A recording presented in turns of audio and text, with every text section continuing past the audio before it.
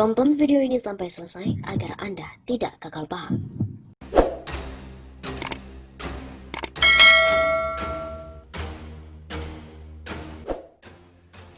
Wakil Jaksa Agung yang mengikuti penelusuran korupsi Jiwasraya tewas dibunuh atau terbunuh. Wakil Jaksa Agung Arminsyah meninggal dunia karena kecelakaan mobil di Tol Jagorawi, kilometer 13 Cibubur, Jakarta Timur pada hari Sabtu 4 April yang lalu. Jenazah Arminsyah dibawa ke Rumah Sakit Polri, Rumah Sakit Sukanto, Kramat Jati, Jakarta Timur. Beliau memang benar meninggal dunia. Saya sekarang juga dalam perjalanan untuk menuju Rumah Sakit Polri, kata Kapus Penkum Kejaksaan Agung Haristiono pada hari Sabtu.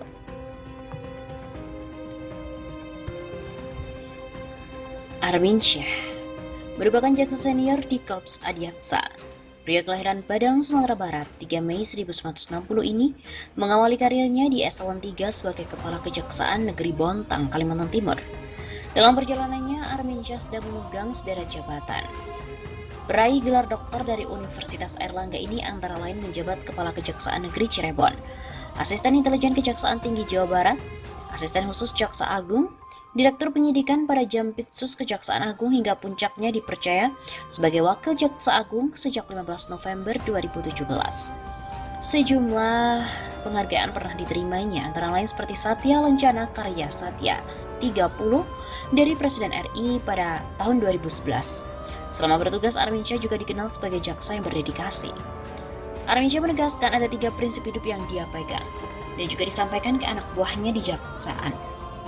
Ketiganya, yakni ikhlas, bekerja dengan bersemangat dan bersungguh-sungguh atau tidak asal-asalan.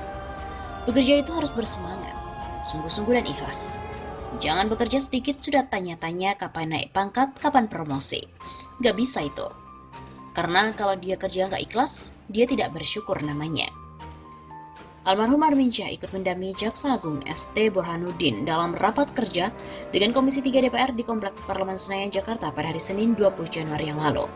Hal itu adalah dalam upaya untuk menelusuri dugaan keterlibatan Otoritas Jasa Keuangan atau OJK dalam kasus korupsi PT Asuransi Jiwasraya Persero.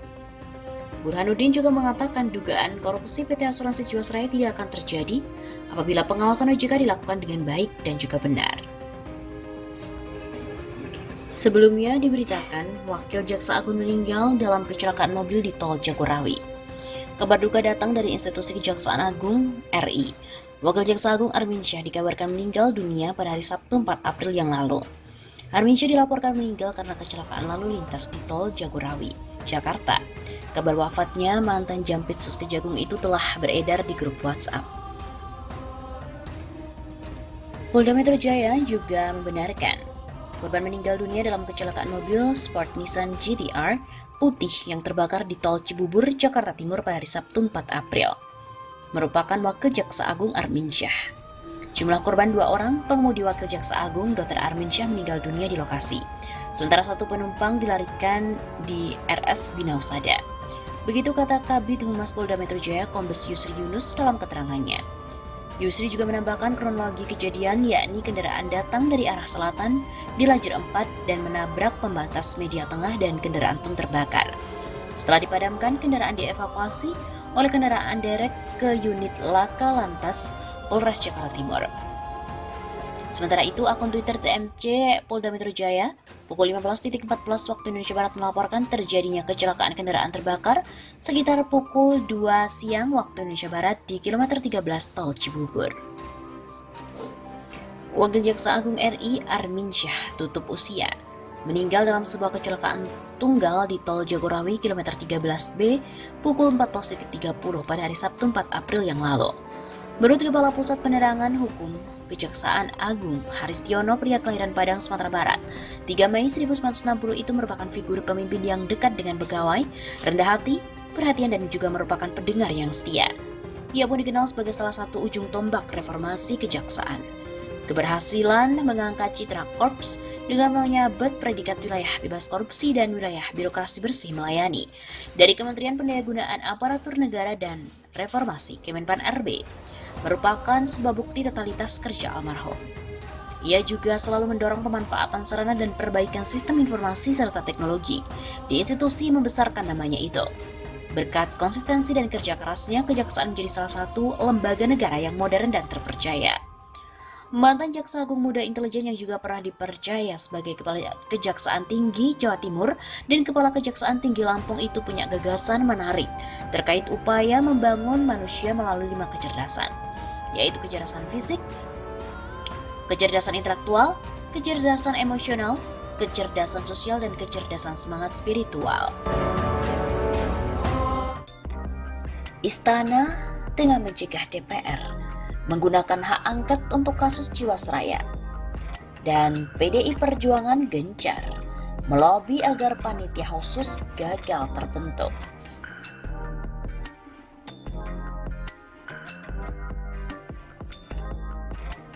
Ada 3 hal yang perlu digarisbawahi. Yang pertama adalah Istana tengah melobi partai koalisi untuk mencegah penggunaan hak angket kasus Jiwasraya. Yang kedua, di hadapan partai koalisi, Menteri BUMN Erick Thohir tengah memaparkan skema penyelamatan Jiwasraya. Dan yang ketiga, PDIP pun gencar melobi partai-partai koalisi di DPR. Kita mulai drama berikut ini. Membuka pertemuan dengan koalisi partai pendukung pemerintah di Istana pada hari Selasa 14 Januari yang lalu. Presiden Joko Widodo menyampaikan keinginannya untuk menuntaskan perkara dugaan korupsi yang terjadi di PT Asuransi Jiwasraya Persero. Ia memastikan pengusutan perkara yang menurut Kejaksaan Agung mencapai 13,7 triliun rupiah tersebut akan terus berjalan. Presiden Jokowi juga berpesan agar duit nasabah Jiwasraya dikembalikan secara bertahap. Menurut Sekretaris Jenderal Partai Golkar, Ludwig Friedrich Paulus, yang hadir dalam pertemuan tersebut, Presiden kemudian mempersilahkan Menteri BUMN Erick Thohir memaparkan skema penyelamatan Jiwasraya. Ludwig hadir mendampingi Ketua Umum Golkar yang juga merupakan Menko Perekonomian Airlangga Hartarto bersama dengan Wakil Ketua Umum Golkar Aziz Samsudin. Petinggi partai lain yang hadir diantaranya Ketua Umum PDIP Megawati Soekarno Putri, Ketua Umum PKB Mohaimin Iskandar, Pelaksana Tugas Ketua Umum P3 Suharto Monoarfa, beserta Sekretaris Jenderal Arsul Sani. Kemudian ada Ketua Umum Partai Gerindra Prabowo Subianto dan juga Ketua Umum Partai Nasdem Surya Paloh. Dalam pertemuan itu, Presiden Jokowi didampingi sejumlah anak buahnya seperti Menteri Sekretaris Negara Pratikno, Menkumham Yasona Lauli, serta Menteri Keuangan Sri Mulyani. Kemudian ada Kapolri Jenderal Idham Aziz serta Jaksa Agung ST Burhanuddin. Mereka terlihat dalam persembuhan yang dimulai pada pukul 3 siang itu. Tak hanya membahas Jiwasraya, pertemuan selama 2 jam tersebut juga ternyata membahas persoalan lain seperti Omnibus Law dan juga rencana pemindahan ibu kota. Dua peserta pertemuan menyatakan Erick menyampaikan rencana pembentukan holding asuransi Jiwasraya. Dengan strategi tersebut diharapkan bisa terkumpul dana awal dari sejumlah investor 2 sampai dengan 3 triliun rupiah. Dana itu yang nantinya akan digunakan untuk mengembalikan duit nasabah. Wakil Menteri BUMN Kartika Wirjoatmojo secara terpisah menuturkan ada 3 calon investor dari luar negeri dan 1 calon dari dalam negeri yang berminat menyehatkan Jiwasraya. Namun Kartika pun masih menyimpan rapat nama investor tersebut. Untuk diketahui, kebutuhan dana untuk menyehatkan kembali Jiwasraya itu mencapai 32,89 triliun rupiah. Setidaknya pun butuh 8 tahun untuk mewujudkan rencana tersebut. Kembali lagi, kata Erick, 2 sumber yang sama juga mengutarakan bahwa kebutuhan dana itu mencapai triliunan rupiah.